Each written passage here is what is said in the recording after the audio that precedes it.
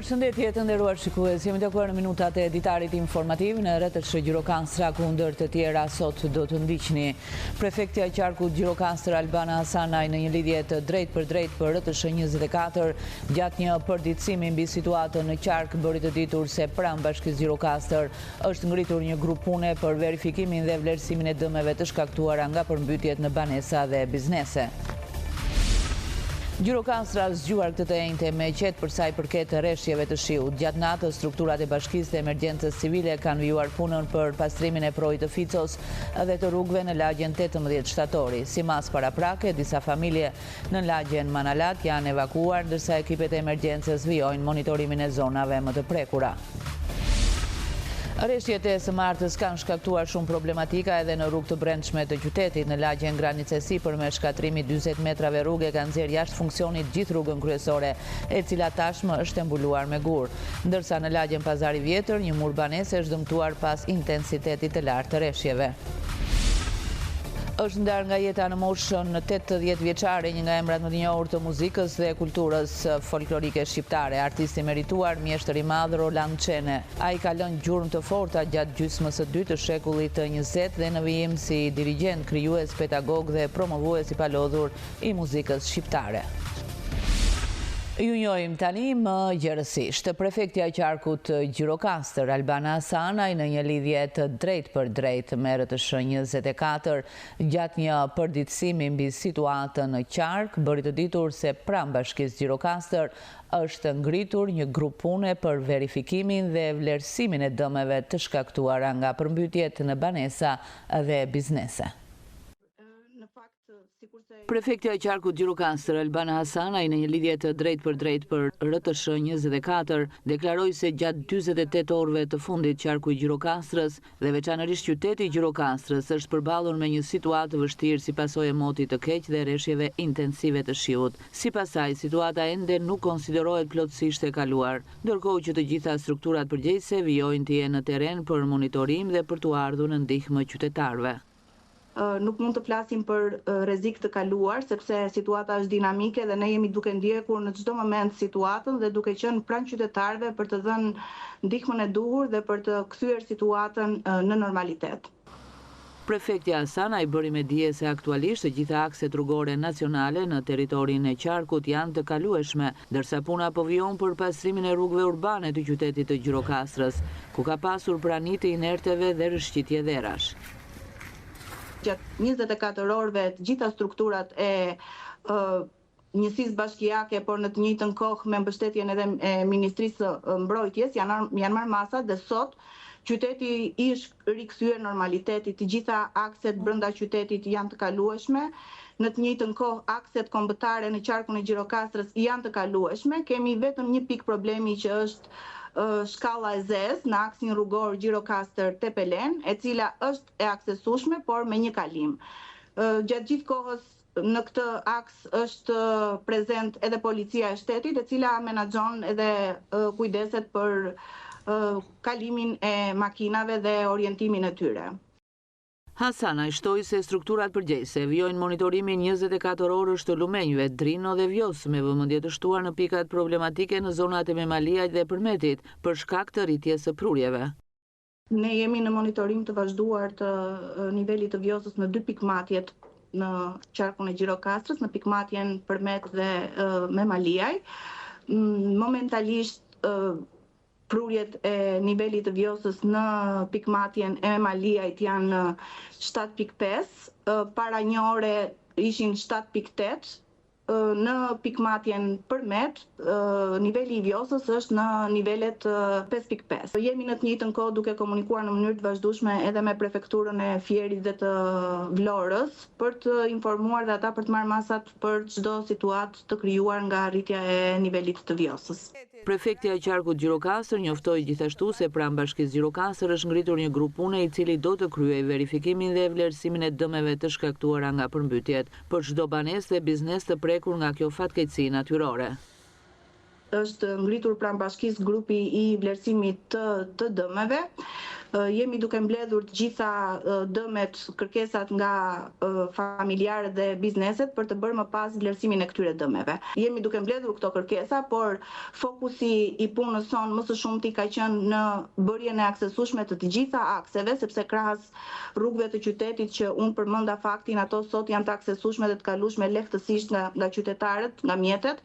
Ne jemi duke punuar edhe për hapjen e akseve në zonat rurale, pasi ka patur problematika të shumta me shkarje të dherave dhe bllokim të këtyre rrugëve. Dhe sot konkretisht ka filluar puna që në orën 5 të mëngjesit për hapjen e rrugës Tërbuq-Subash në zonën Odrije.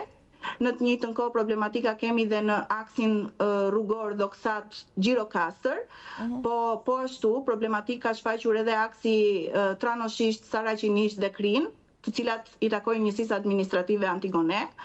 Qarku i Gjirokastrës po përballet ditët e fundit me problematika të shumta si pasojë motit të keq. Mbrëmjen e së martës, përroj Ficos në qytetin e Gjirokastrës doli nga shtrati duke shkaktuar përmbytje dhe duke sjellë sasi të mëdha inertesh në rrugë dhe në disa zona të banuara të qytetit.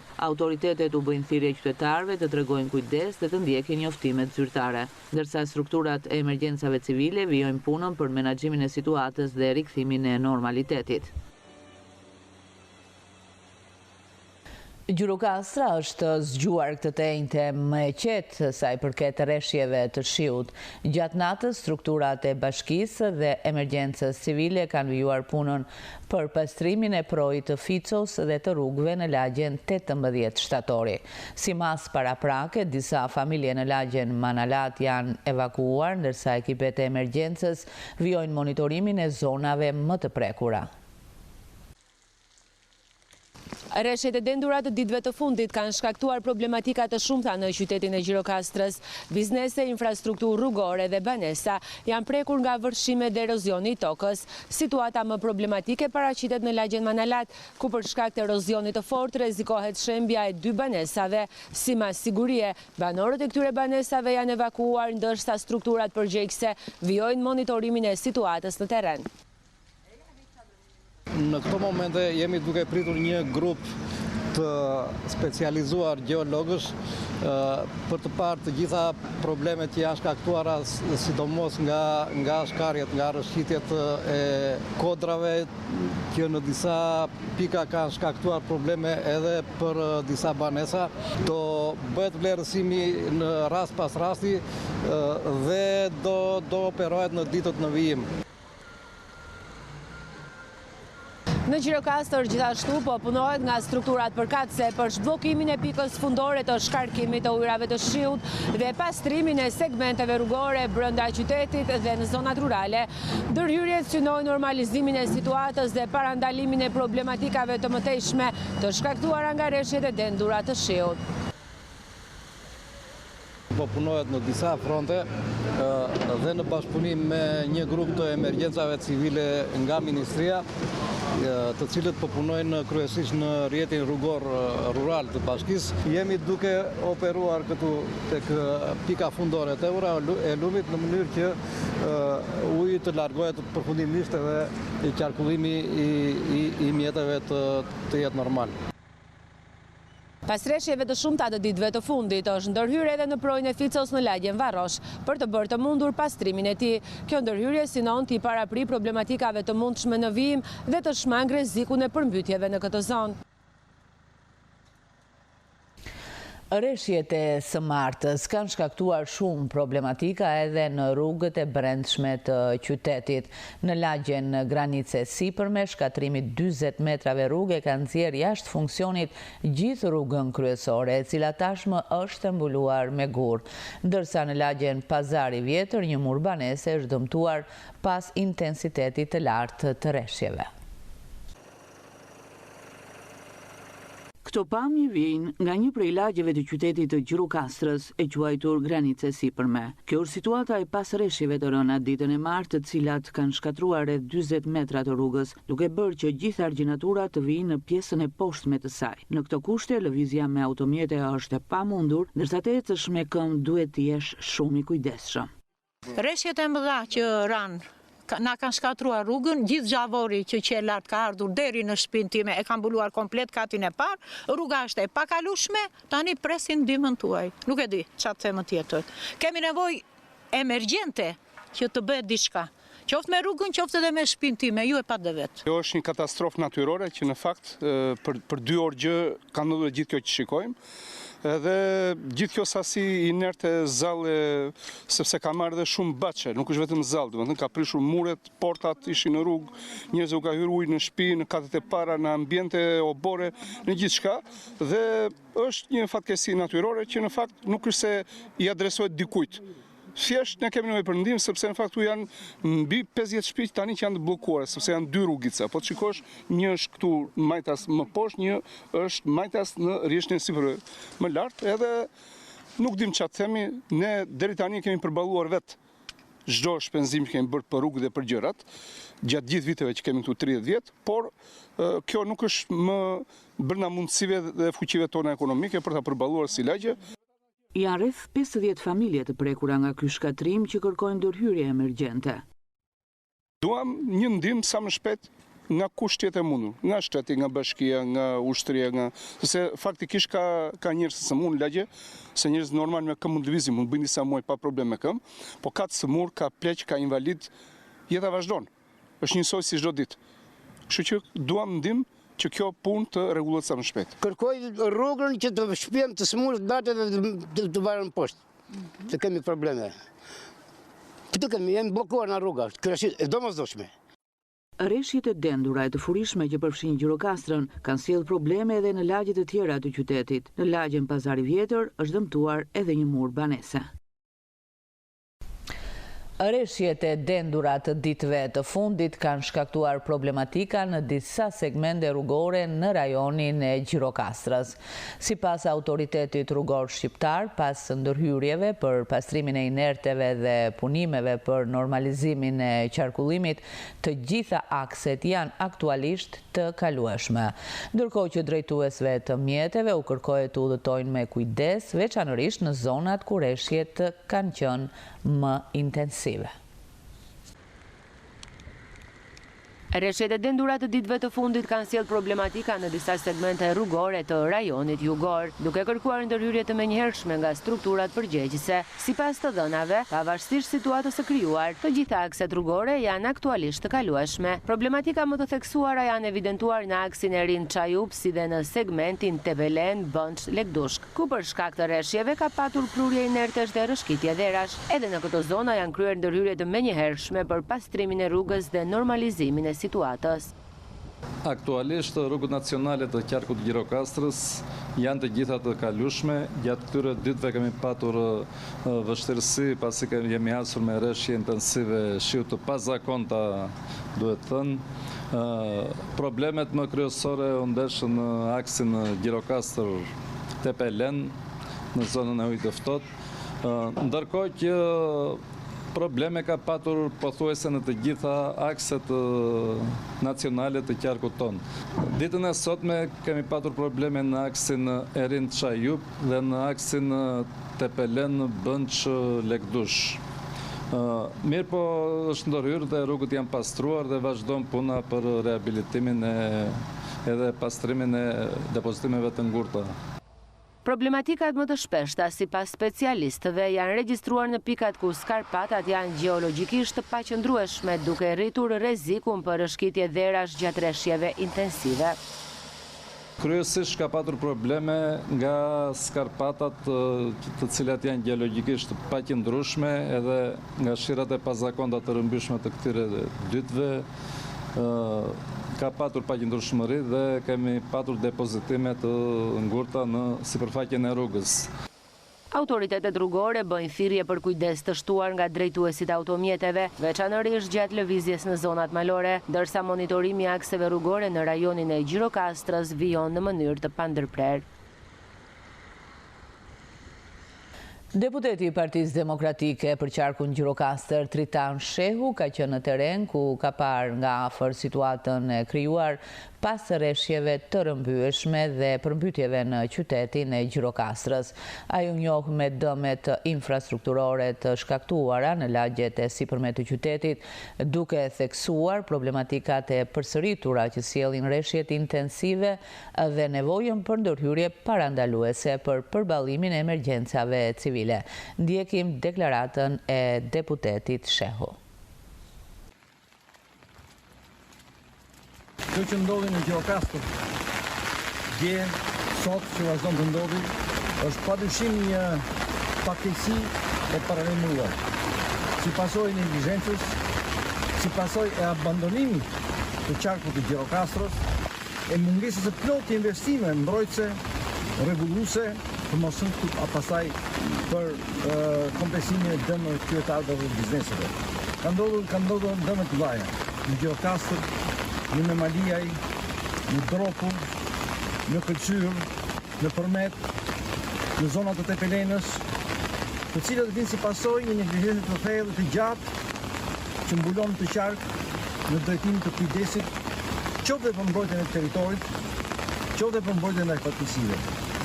Një kërkesë që ne kemi bërë në dhjetor për të vendosur në buxhet 20 milion euro për qarkun e Gjirokastrës, pikërisht për të strukturuar, rikonstruktuar, përmirësuar strukturat mbrojtëse në rast të tilla fatkeqësive, nuk u miratuar nga kjo rinjallje. Pasojë është kjo e sotme. Rreshjet e fundit kanë sjellë problematika të shumta në njësinë administrative Lunxhëri. 3 fshatra gjatë Mingull dhe Dhoksat kanë mbetur të izoluar, ndërsa rreth 400 banor përballen me mungesë energjie elektrike dhe vështirësi në qarkullim.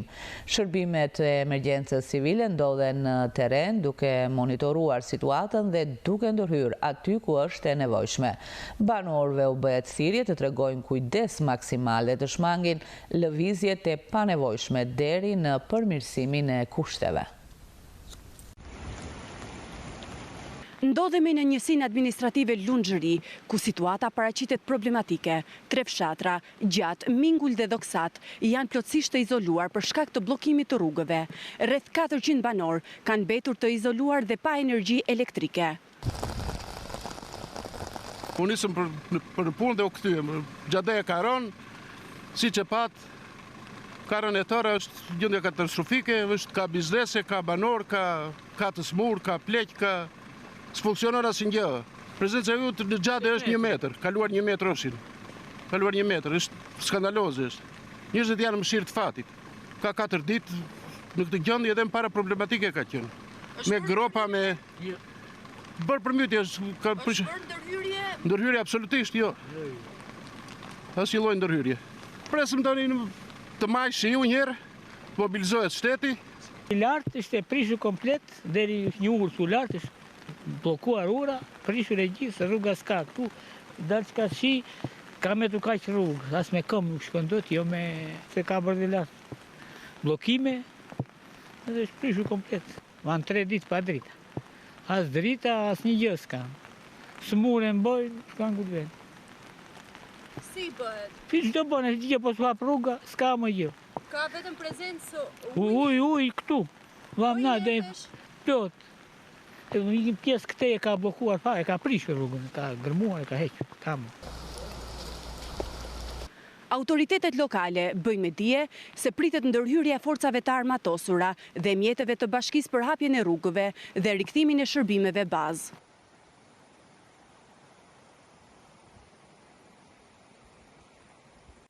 Rreshjet e dendura të shiut gjatë ditëve të fundit kanë shkaktuar përmbytje në disa zona të qarkut Gjirokastrës, duke dëmtuar rënd tokat bujqësore dhe prodhimin e fermerëve. Situata paraqitet problematike veçanërisht në fshatin Valare, ku sipërfaqe të tëra toke kanë mbetur nën ujë. Fermerët apelojnë për ndërhyrje të menjëhershme nga institucionet përgjegjëse. Rreshjet e shumta të shiut që kanë përfshirë qarkun e Gjirokastrës gjatë ditëve të fundit kanë shkaktuar përmbytje dhe dëme të konsiderueshme në tokat bujqësore, duke vënë përballë vështirësive të mëdha fermerët e zonës. Një prej tyre është Gjergji Shkurta, fermer nga fshati Valare, tokat e të cilit janë përmbytur plotësisht, duke shkaktuar humbje të mëdha në kulturat e mbjella. Te parcelat e mia janë dëmtuar rreth 4 hektar tokë. 2 i kam këtu si që shikoni, edhe më ka dëmtuar dhe kullota lartë, në një parcel më sipër akoma, është dëmtuar shumë vend. Me se janë të kufiduara? Vetëm këto 2 hektar janë me tërshër, dhe lartë i kam kullota të lira për të kullotu bagëtit, po ka hipur zalli edhe çdo lloj pemësh i ka pru lumi brenda parcel. Po me hasëll? Me hasëll kam 2 hektar.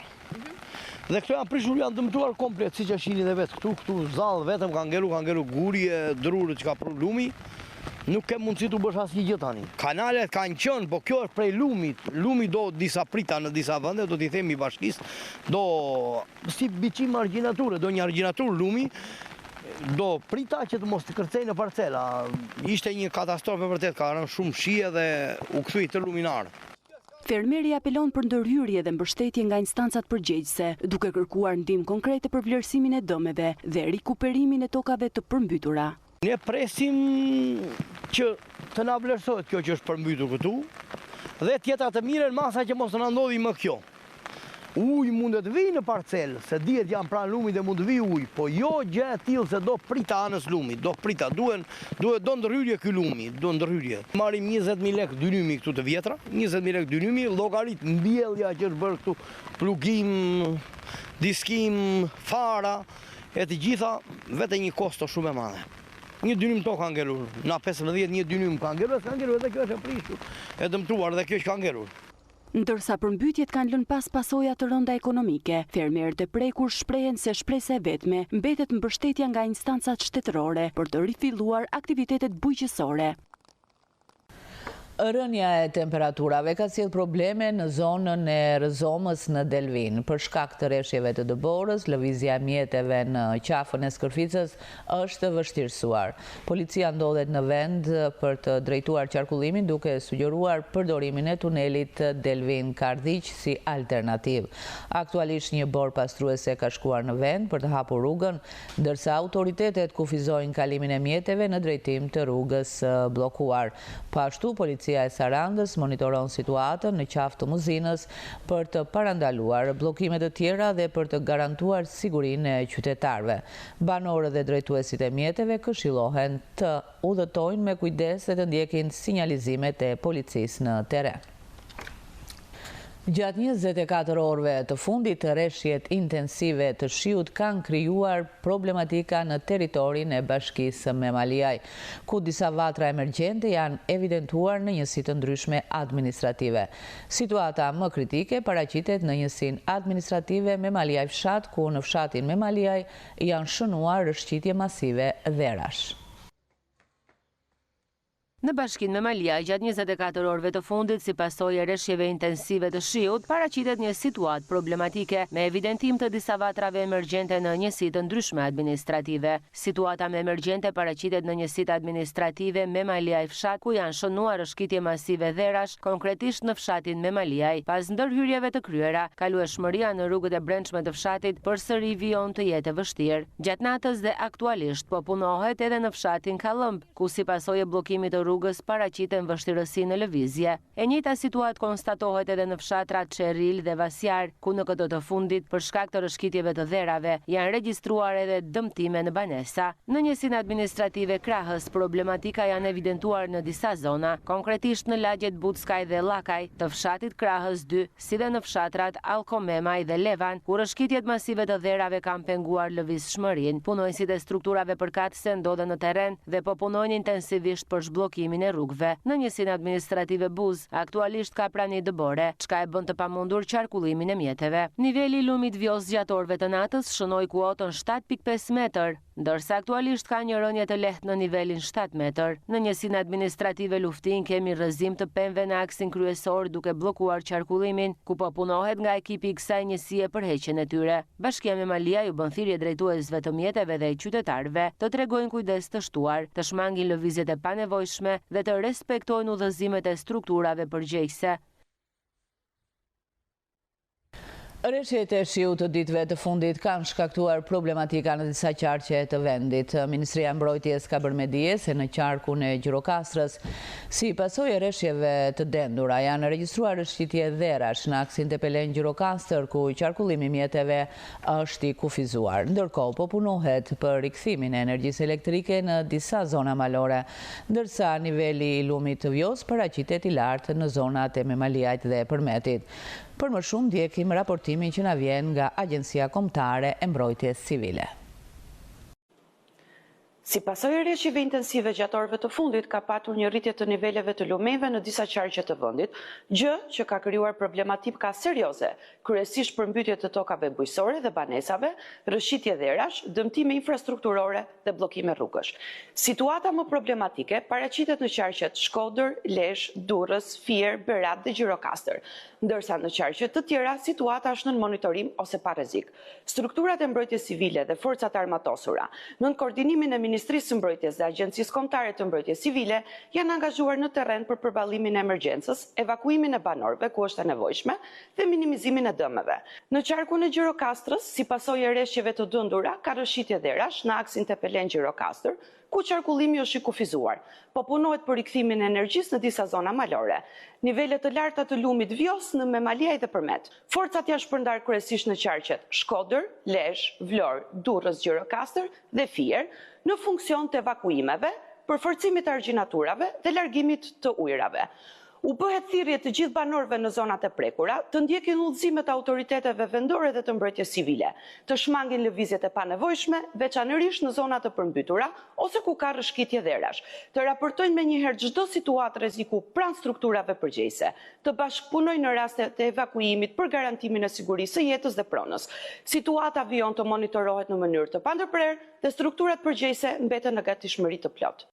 Policia kufitare Kakavijës ka njoftuar se nga ora 12 e ditës së sotme dhe për 48 orë aksi rrugor Kakavij-Janin në kryqëzimin e fshatit Kallpaq do të jetë i bllokuar për shkak të një proteste të paralajmëruar nga fermerët grek.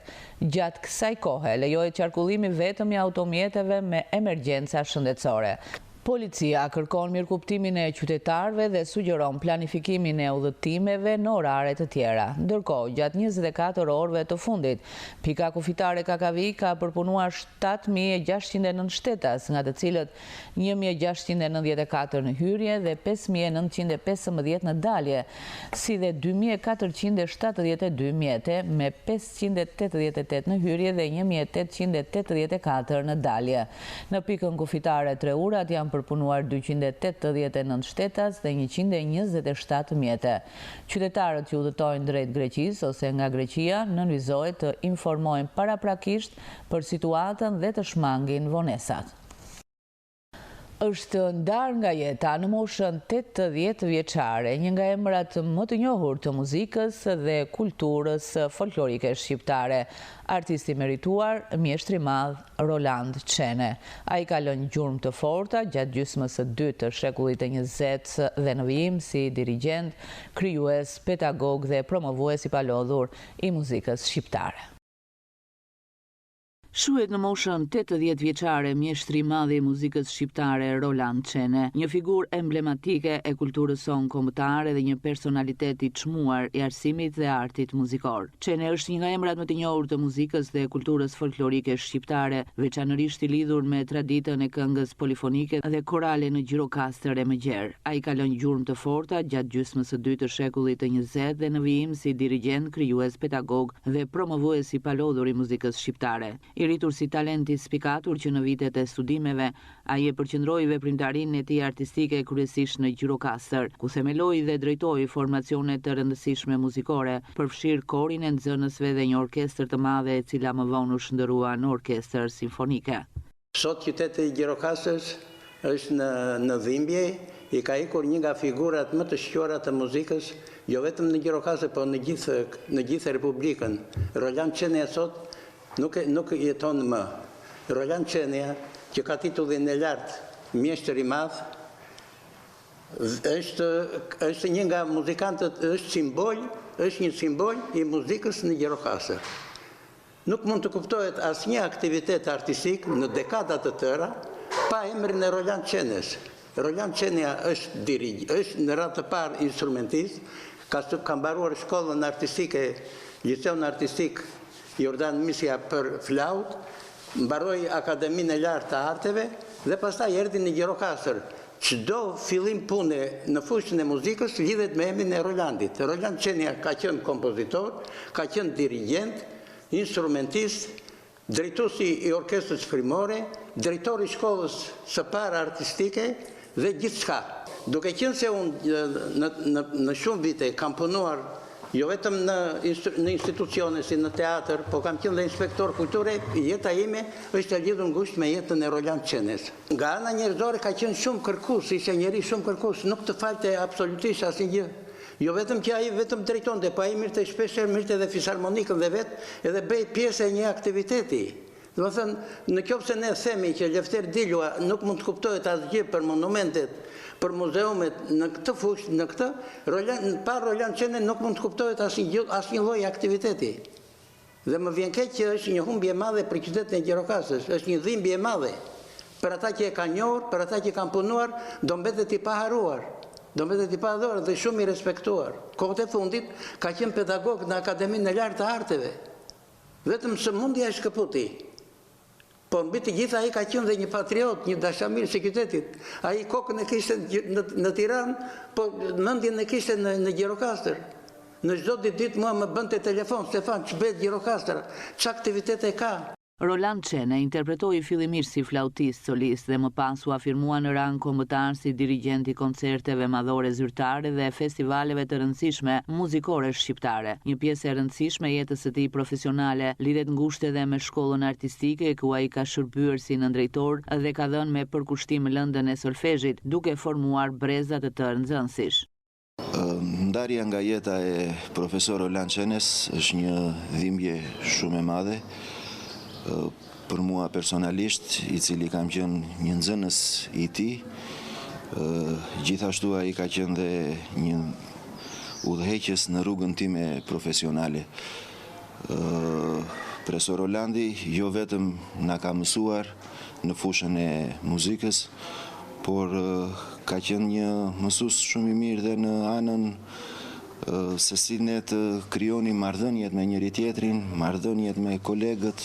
Sot, si mësues, e ndjej akoma dhe më shumë humbjen e tij, sepse e kuptoj akoma më mirë përkushtimin me të cilin ai punonte, dashurinë që na shprehte dhe respektin që duhet të kishim për njëri tjetrin.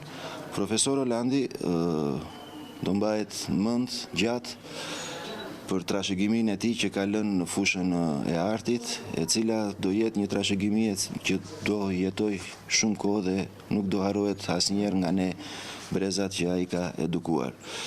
Profesor Rolandi ishte themeluesi i shkollës artistike, ishte themeluesi i orkestrës simfonike, ishte një njohës shumë i mirë i trashëgimisë kulturore, i folklorit muzikor, ishte një dirigjent që do ngelet në mendjen e të gjithëve artistëve të qytetit të Gjirokastrës. Ai ishte një pjesëmarrës në të gjitha aktivitetet folklorike, në festivalet folklorike, sidomos me koncertet e mirëseardhjes që bëheshin në qytetin tonë. Në takimet që bëheshin me orkestrat, gjithmonë ishte pjesëmarrës dhe ishte një nga orkestrat që konkuronte me dinjitet në veprimtaritë kulturore që bëheshin jo vetëm në qytet, por në rang kombëtar. Pata fatin ta njoh dhe si nxënës, po familja time të kishte edhe një marrëdhënie shumë të mirë me profesor Rolandin. I mati ishte një mik shumë i mirë me të dhe bashkëpunëtor në shumë aktivitete. Për profesor Rolandin do ditë të flasësh dhe sot i shpreh ngushëllimet familjes së tij, mësuesit Tatjanës, vajzës së tij Neraidës, djalit të tij i cili është një pasardhës i rrugës së profesor Rolandit, ai është një pedagog sot në Akademinë e Arteve Dorianit. Qoftë i paruar kujtimi i profesor Rolandit. Për kontributin e tij të jashtëzakonshëm në jetën muzikore dhe artistike shqiptare, Roland Çene është nderuar me tituj të lartë si artist i merituar, mjeshtër i madh, qytetar nderi dhe nderi i qarkut, si dhe me dekorata të tjera që vlerësojnë punën e tij të gjatë dhe të palodhur në shërbim të muzikës. Përveç veprimtarisë si dirigjent, ai ka qenë aktiv edhe si publicist, pedagog dhe muzikolog, duke udhëhequr dhe përfaqësuar muzikën shqiptare në veprimtari artistike brenda dhe jashtë vendit në shumë evente ndërkombëtare. Edhe RTS Gjirokastra i përcjell ngushëllimet e sinqerta familjes Çene. Këtu kemi përfunduar, të nderuar shikues, ishte gjithçka e përgatitur për këtë ditar informativ në RTS Gjirokastra. Ndahemi bashkë, miru takofshi.